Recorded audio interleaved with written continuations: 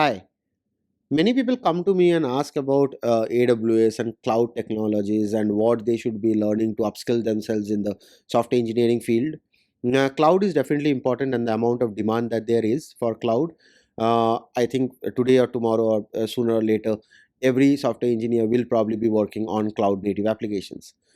But where to start? I think one of the things that helped me really to understand the cloud was to build the mental model, to build the cloud mental model. What exactly is the cloud?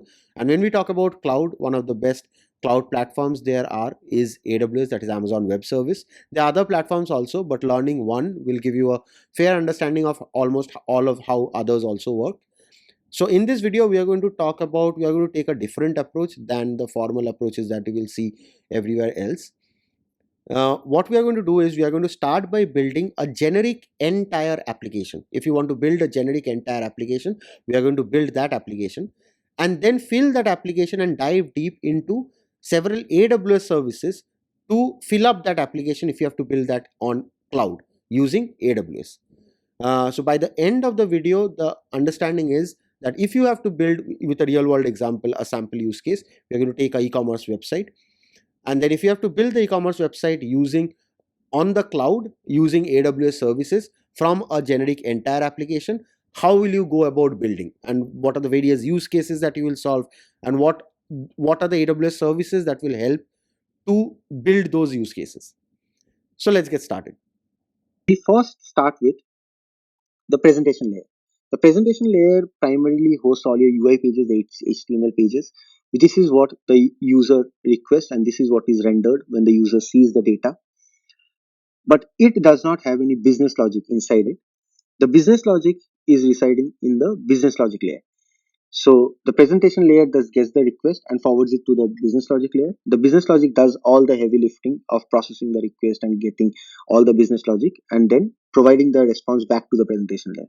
So this is the business logic layer. Now, what do the business logic layer work on? They work on data. So the third layer is the data source, where the exact data resides. Now, if you see, this is a very basic three-tier architecture. So you have your presentation layer, your business logic, your data source, and this generally runs within a network, so which can be a private network. So you might have an IP through which the user is trying to access your website. Now, data source can be two types. One is a database where you have structured data where you can query and get the data, or there can be other storage like where you want to store images or you want to store videos. So data can be of two types. So one is a database, as I mentioned, and one is a normal storage. Another most important thing when you build your entire architecture is security. So security is across the board. It is present at every layer of your software cycle. Once you have security, now obviously you can directly access your DB to get the data. But when your users grow, you might not always be wanting to access your database directly. So you might want to provide some data access layer or to some extent which can be caches or anything so that your data can be rendered faster, so that it is not always requesting from the database but it can be provided from the cache itself. Now once you have this, you want to monitor your application, so you have a monitoring layer.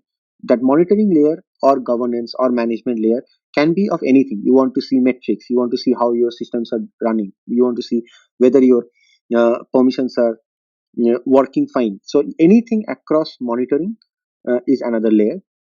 Now once you have that, another layer can be communication. So you want to communicate to your customers, or you want one service of yours to communicate with another service. So any form of communication through messages or through email or SMS or anything is a communication layer. That can also be another layer. So now you have this, your complete architecture. This is built by your development team. So that is your development cycle. So you have your developers, testers, DevOps people who are writing, deploying, and testing their code, and that is how your complete infrastructure is running. Now, if we take this and see how we will want to build a e-commerce website using this architecture. So now, if you are starting a company and you are a small company, you will probably have in your presentation layer, you will probably have something called a web server. Web server is nothing but a virtual machine which will have a local memory of its own, and it might also have some storage. And through this web server, you are rendering all your HTML pages. Now, in AWS world, this web server is nothing but an EC2 instance with the storage being elastic block storage. Now, similarly, in your business logic layer, you will have something called a application server, which will also have its own virtual machine with some disks. And in the AWS world, this will also be a EC2 instance with its storage, which is elastic block storage. Now, you have your presentation layer and your business layer running on EC2 servers with EBS. Now you want your data. Your data, if you are starting small, you might want to use a relational database. So your data source is a relational database. That can be MySQL or anything. In AWS world, it itself has a relational database service, which is RDS. Now your data layer is ready. Now to access this data layer, you might not want to, as I mentioned, might not want to access the database all the time. So you want to build caches. Now you can build cache various ways. In if you are using AWS, then AWS provides Elastic Cache. You can use Elastic Cache to build your cache layer. Okay, so now your single instance is running, your application server is there, your web server is there, your data is there, and you are also surfacing the data through some cache layer. Now, if you say your users are growing, if your users are growing, then you might want to scale. Now, scaling can be of two types. Obviously, it can be a vertical scaling and it can be horizontal scaling. Vertical scaling is when you want to increase the resources within the server itself. So you have, say, CPU, you have storage, and you want to increase that, increase the CPU of this server, increase the storage of this server. So that is vertical scaling. But most of the enterprise applications, they generally don't do vertical scaling because the ceiling is reached much faster. So that is why we do horizontal scaling. So when you do horizontal scaling, what you do, you actually replicate your instance across the board. So you are attaching another EC2 instance for your web server and your application server. Now both of these are accessing this elastic cache and which is also getting the data from RDS. Now previously your user was getting the data from the user was requesting from this EC2 server. Now how do you determine which server will the request go to?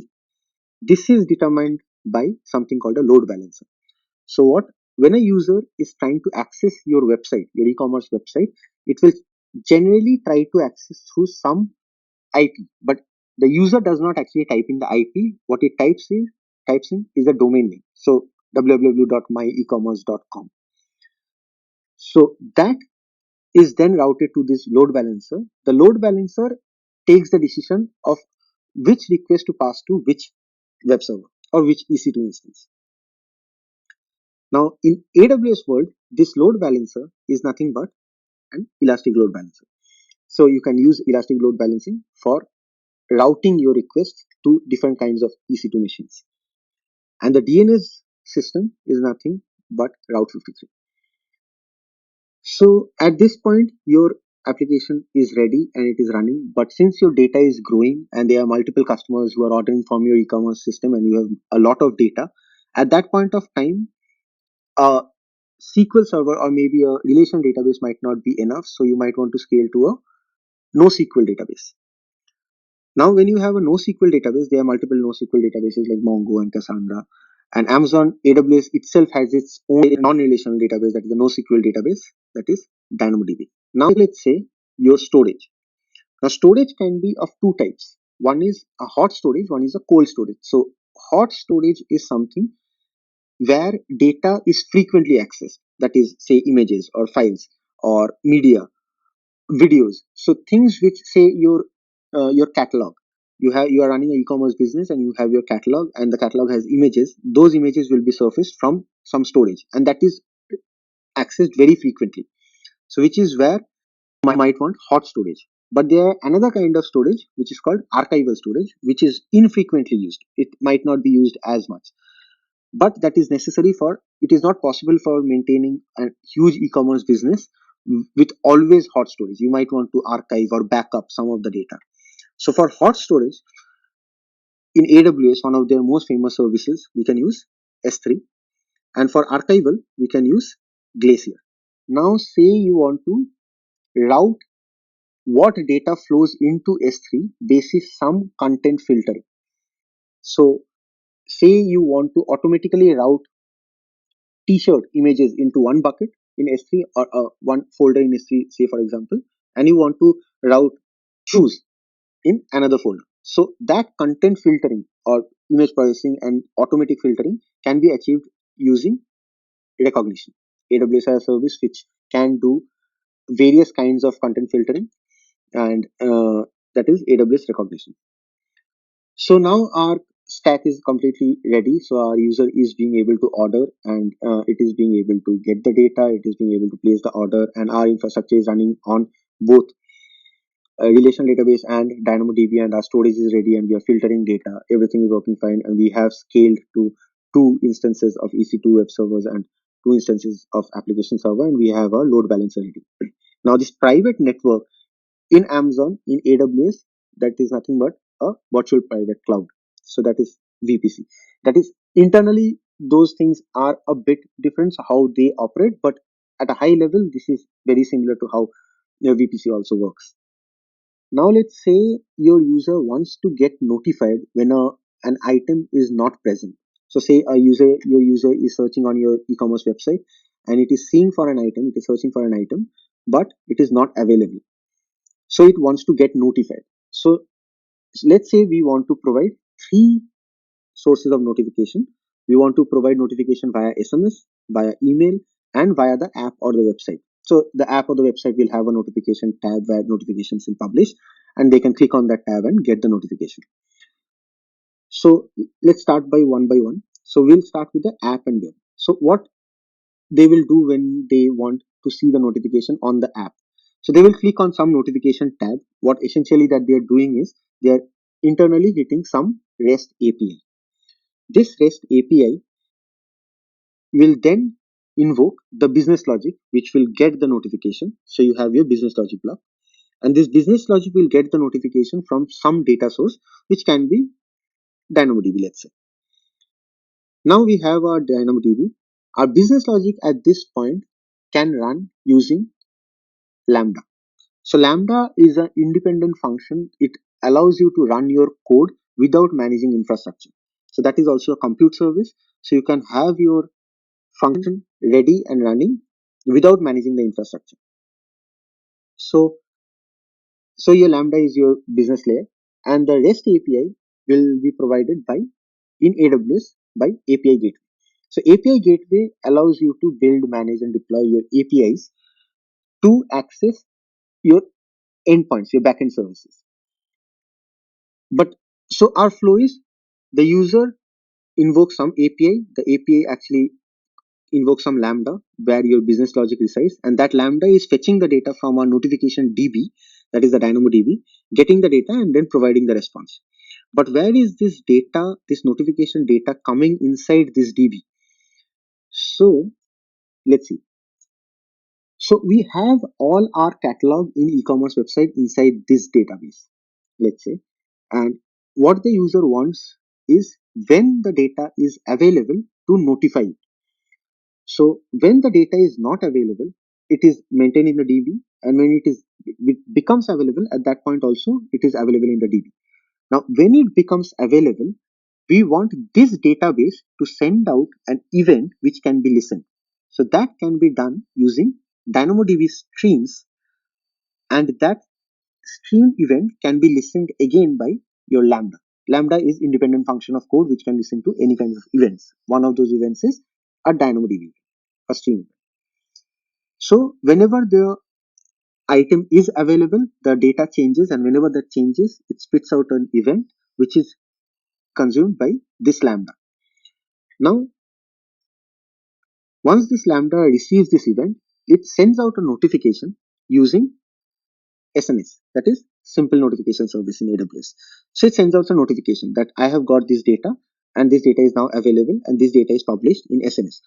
In SNS, when we say that it is published in SNS, what exactly it means is it is published in a topic in that SNS. So on that SNS topic, multiple consumers can listen.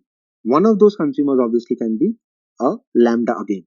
So that Lambda listens to that notification, and whenever it receives, it writes that notification data to this DB.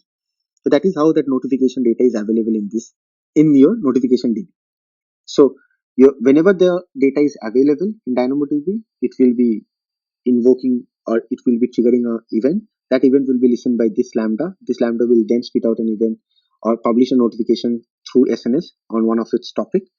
That topic will be consumed by one Lambda, and that Lambda will be processing the data and writing that data, notification data, in your notification DB. When the user wants to see the notification, it invokes this API. The API will invoke some Lambda, and the Lambda will get the notification data from the DB and process it to the user. Now let's see how we are going to publish an email. Now we already are publishing to this topic in SNS. This can also be consumed by something called simple email service, that is SES, that is another service in AWS, where we can register an email and this notification can directly be sent to that email. So we'll be subscribing our email to this topic in SNS, and whenever the event appears, we'll be getting the email. The event for this topic can also be listened by something called a simple queue service, that is a queue. So when a queue receives this message, the queue can also send out an event to the Lambda. So the Lambda can listen to events from multiple places, if you notice, and it is an independent piece of code. So that means your Lambda can act as a business logic, it can act as an event consumer from DDB, it can act as an event consumer from SQS, it can also act as an event consumer from S3 whenever there is a file that is written in S3, you want to listen to that event and perform some business logic. So for this SQS message, is being listened by this Lambda, and then inside this Lambda you write your code to send that notification in the form of a SMS to the phone number that the user has provided. So our notification channels are ready. So we are providing notification via all the three mediums. So now our complete e-commerce website is ready. We are ordering, we are processing orders, we are running recognition software, and we are storing files. We have our databases, our instances running, we have our load balancers, we have a complete notification mechanism ready. We are providing notifications to the user via three different mechanisms. Now, once that is done and your business is growing, you want to run some analytics. Say you want to run analytics for trends so that you can run some offer on your e-commerce website.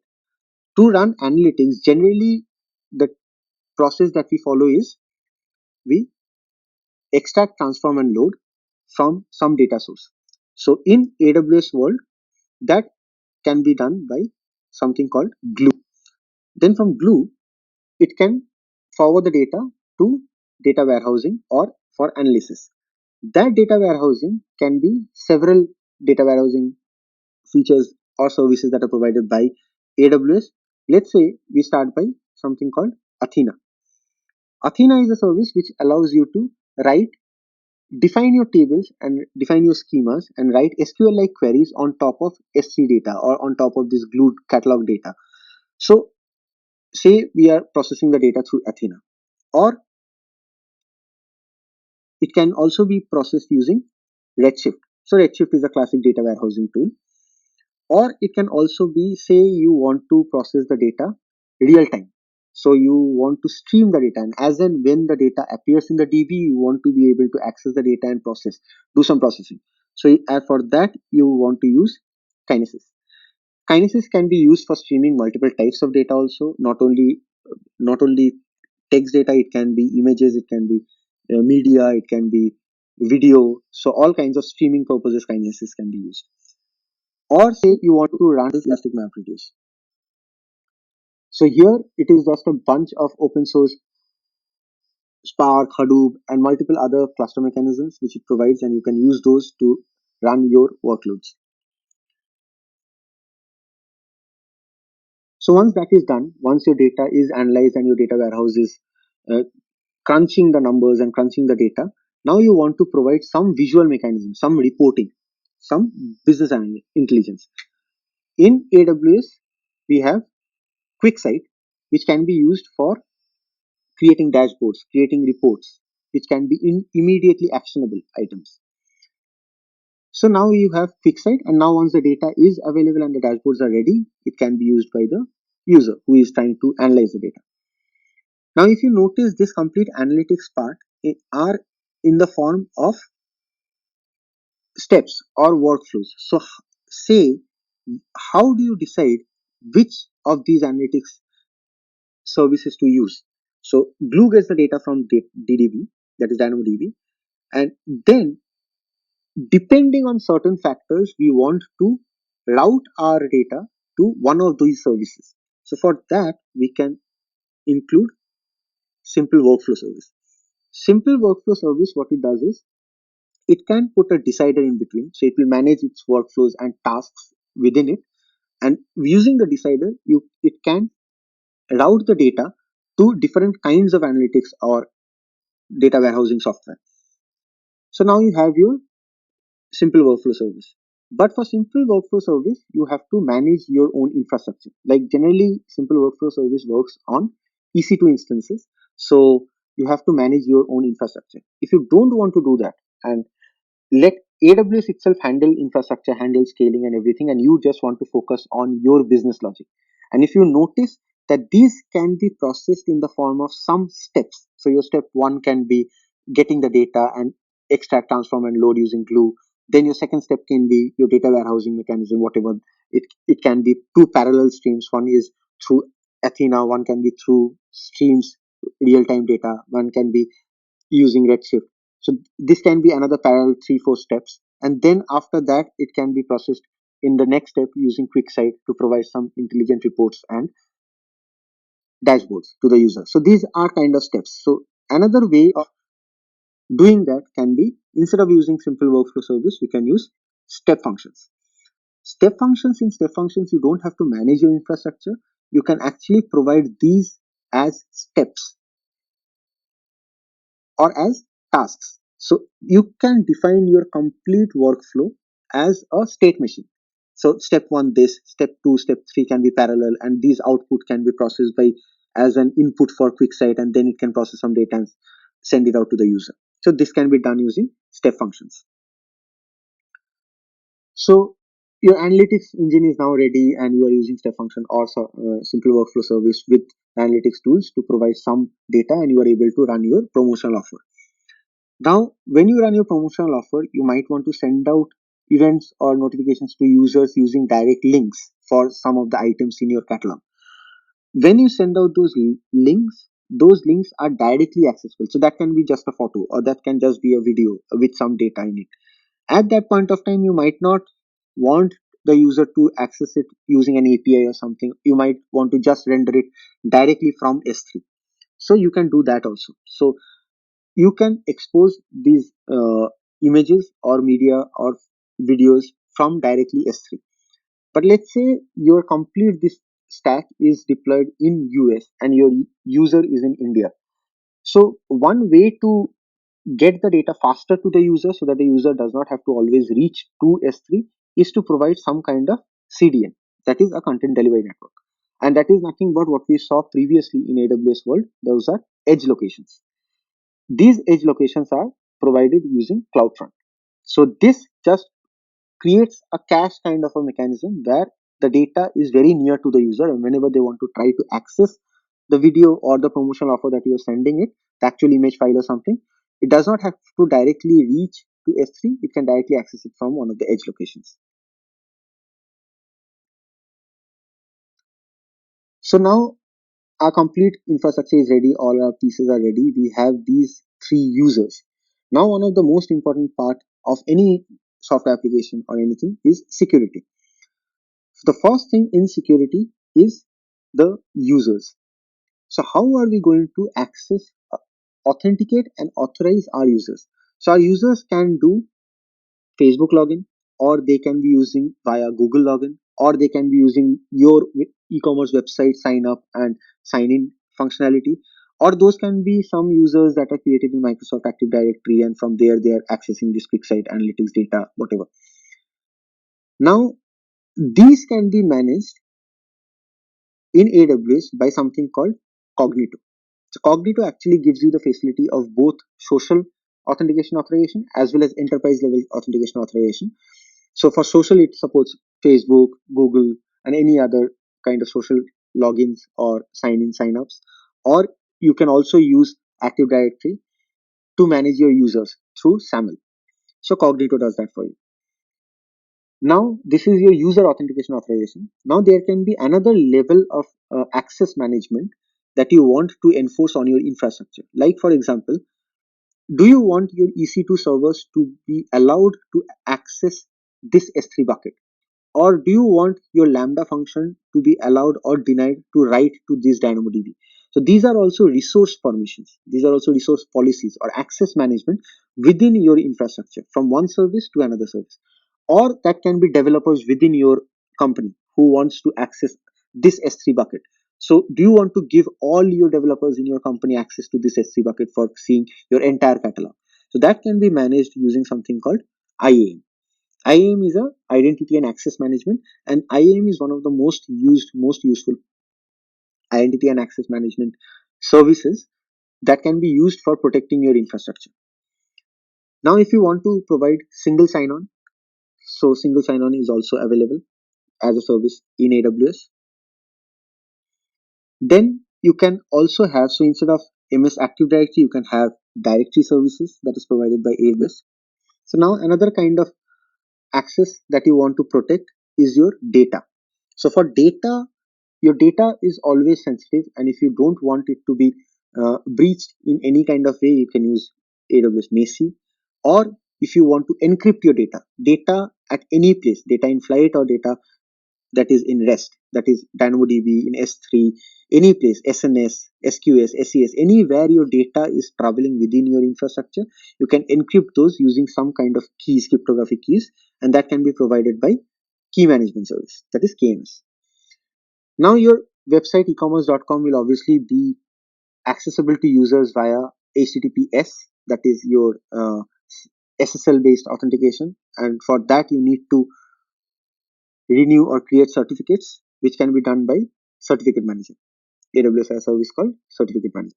Now let's move to your infrastructure protection. Now, how will you protect your infrastructure? There are multiple services that can protect your infrastructure. One of them is Shield. Shield actually guards your complete infrastructure and protects your infrastructure from any kind of DDoS attacks, denial of service attacks. Or if you want to stop SQL injections or things of that sort, you want to build a firewall. So you can do that using web application firewall. You can build your firewalls using this service. Now let's say if you want to protect your account, you can do that. Or you can also protect your data or infrastructure using something called guard duty. So that is another service in AWS. So your security layer, and there are multiple other security services also that are provided by AWS. Now your infrastructure is completely ready, but you want to monitor your application. You want to see whether your services are running, whether your Lambda function is not throttling, whether your EC2 services are up or they are going to go down. So that you can do. So first of all, before going there, all of your services, everywhere you write code, say your Lambda functions or your this web server or your app server or the EC2 instances, those will all be spitting out some kind of logs which will be used for analysis or debugging purpose. That can be done using CloudWatch. CloudWatch also has a facility of insights where you can do various kind of searches and intelligent querying of your logs so that you can debug faster. Now, CloudWatch is not only that, it also allows you to set up alarms. So, why do you need alarms? You want to see the metrics of your services, the health of your service. How is your service doing? How is your infrastructure doing? And if it is breaching some threshold, you want to be cut an alarm so that you can take immediate action on top of that. So, you can create CloudWatch alarms. Now you might want to run some kind of job for your e-commerce website, or you want to put some kind of rule basis which that job will run. So you can also create CloudWatch rules. CloudWatch also allows you to provide events. So events can be of two types. It can be time-based events or it can be event-based events. So you can create your events. So like if you want to trigger a job, you can trigger a job basis some event. So you can create a CloudWatch event where you can set a rule that that event can be will be running every day at 4 p.m. So that is what CloudWatch provides. But CloudWatch also provides metrics mechanisms. It can provide alarms, and it is obviously used for log analysis, log streams. So now let's say you want to track your complete user activity. What is the user requesting? What is the request? What is the response? What is being authenticated? Not only user but also any resource from one resource to another resource. The complete tracing of your activity that can be done using something called Cloud Trail is another service in AWS. Using that, you can completely track your request response and authentication mechanisms, your complete request channel. So these are some of our management and governance. But when you say of management and governance, like we had scaled this EC2 using another layer, another horizontal scale we had done, and we had put in another EC2 server. But every time doing this manually is a problem, and you want to automate that process so that every time you are near to breach a threshold, you want to auto scale. So AWS provides something called auto scaling. So you can do EC2 auto scaling whenever they on some resource limits on something, you can scale your infrastructure automatically. So that is another kind of governance that you want to do. Now say you don't want to manage your infrastructure at all. You want to completely run your code or your application without maintaining servers. So you can do that using something called serverless. So this complete block that you see is serverless, where you are not maintaining any hardware. That is completely maintained by AWS, and it manages how your resource will scale up or scale down depending on your application you're running of the or your code and your compute resources, your data reads, writes, your capacity consumed, and everything. So it will auto scale up and scale down. You don't want to manage infrastructure, so you can completely go serverless. Serverless is one of the newest paradigms, and that really helps businesses to think only of the business logic, and you don't have to think of the infrastructure at all. As in, you don't have to think of the actual hardware. You can think of your only business use cases to run in your application or you run your business. Now you complete this infrastructure. Say tomorrow your e-commerce website is running and everything is going good, but say tomorrow you want to create another new bucket in S3, or you want to create another new database in DB. So there can be multiple ways in which you want to do it. You can obviously go to the DB and log in and create a table, or you can create a folder from the console or do those kind of things. But another way, if you're an enterprise application, doing this manually is a headache. Now think of it, if you are running e-commerce website of the scale of Amazon, then that is a huge uh, infrastructure behind running behind it. So doing those manually is almost impossible. So AWS actually provides a very good functionality to write your infrastructure, your complete infrastructure as code. So you can code up your complete infrastructure, and that facility is provided using something called cloud formation. So your entire, starting from your S3 buckets, Lambda, SNS, API gateway, your security, your CloudWatch mechanisms, your alarming mechanisms, your analytics, everything can be coded up for your infrastructure. And you don't have to actually maintain or do any manual processing. That also helps in scaling or maintaining your application, so that say a developer mistakenly deletes a table. If you are doing manual access, those things are possible. But if it is always through code, then there will be people who will be verifying it, who will be reviewing that, and then only that code will go to production to make any change on your infrastructure.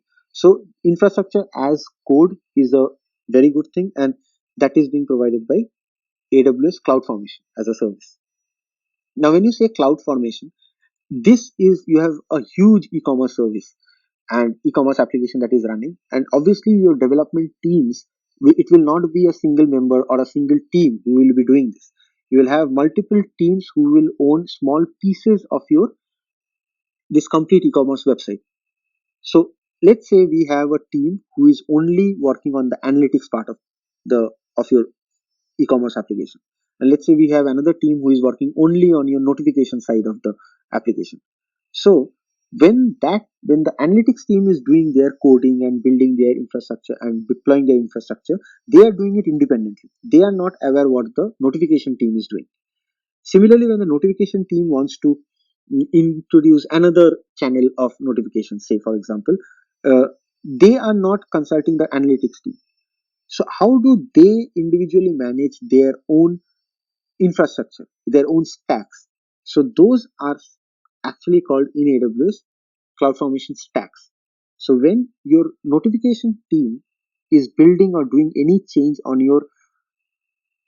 the notification service, which includes these services and resources, they can actually build, deploy, develop, build, and deploy their own stack, CloudFormation stack.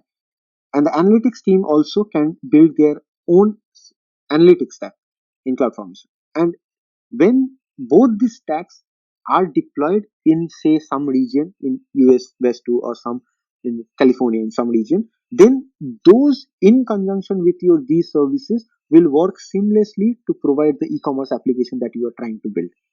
So you can break up your services into multiple stacks using CloudFormation. Now, when you are developing, what are the sources? What are the ways you can develop? Obviously, AWS provides two definite sources. Those are the SDK, the tools and SDK. They have multiple language supports, Java, Python, and they support multiple languages. And through the CLI. CLI is the command line interface.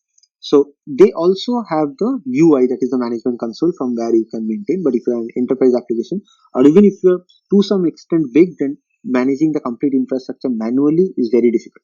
So you can use the SDK or you can also use the CLI.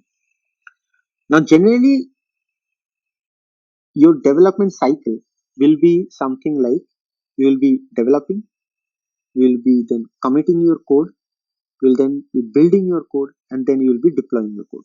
So this is how you will your at a very high level you will be your development team will be working to build this entire application.